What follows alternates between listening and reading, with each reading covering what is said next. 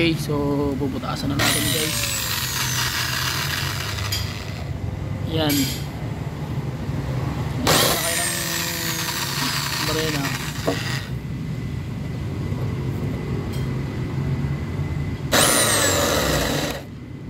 Yun.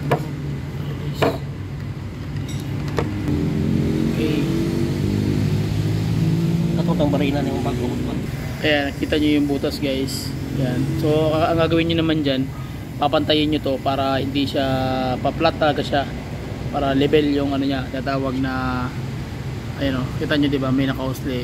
So tatanggalin nyo yan, papadaan nyo sa grinder o yung ano, grinding stone para magpantay siya. So kailangan pantay talaga yung ano, yung level, para pag inipit siya doon, automatic level din yung ano, flatten yung head gasket, walang sabihin na nakaumbok. So yun yung mga technique. Okay, so ang gawin natin, butasan na lahat yan, tapos balikan natin pag natapos na.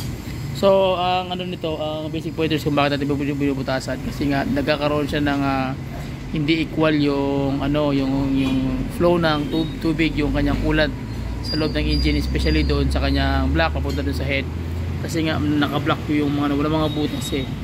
So kaya nag-overheat siya in a long run. So takbo ka ng malayuan, mag-overheat talaga kasi nga mainit yung portion na dito na hindi naman nag-i-stack up yung tubig.